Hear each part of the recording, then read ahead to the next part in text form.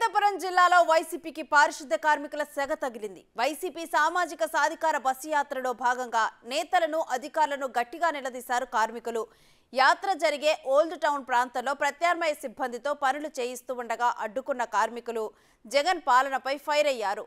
అధికారంలోకి వచ్చి 4 ఏళ్లైపోయినా తమ బాధలను పట్టించుకోవటం లేదని వారు మండిపడ్డారు.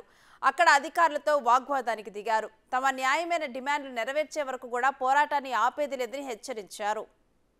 ఇది సామాజిక సాధికార బస్సు యాత్ర ప్రజల కోసమా, పార్టీ కోసం?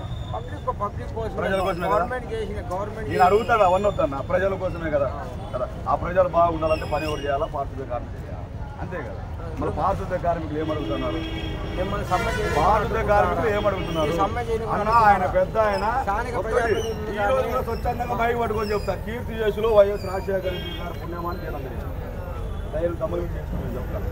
ఈయన కూడా ఏం చెప్పిపోయారు, అధికారంలోకి వచ్చే ముందు ఏం చెప్పినారు, అసెంబ్లీలో కూడా ఆయన ఆ మాటలకే మేము నమ్మి మేము కూడా ఓటు సమాన పనికి సమాన వేతనం నేను వచ్చిన 6 నెలలకి ఇస్తాను. ఇప్పుడు 6 నెలల సంగతి దేవుడు ఎరుగు. మళ్ళీ ఎలక్షన్ రాజు తలుచుకుంటే కరోనా దెబ్బ, రాజు అనుకుంటే కరోనా దెబ్బలు తక్కువ, రాజు అనుకుంటే ఒక్క సంతకం. ఏమడుగుతున్నా 6 నెలల తర్వాత మన పరిస్థితి ఎట్లుండే దేశం, మళ్ళీ అదే మాట ఆ దేశానికి కాపాడేటోడు కూడా అన్నం పెట్టాలంటే ఎట్లయితుంది? దేశానికి కాపాడేటోడు కూడా అన్నం పెట్టాలంటే ఎట్లయితుంది? ఏది మళ్ళీ ఎలక్షన్ మళ్ళీ ఎలక్షన్ మళ్ళీ మేము ఓటు వేయాలా వద్దా? దాదాపుగా 4 లక్షల మంది కుటుంబాలు, మేము కార్మికుల కుటుంబాలు ఓటు వేయాలంటాడు. మాకైతే మంచి చేయలేదని స్వచ్ఛందంగా చెప్తాను.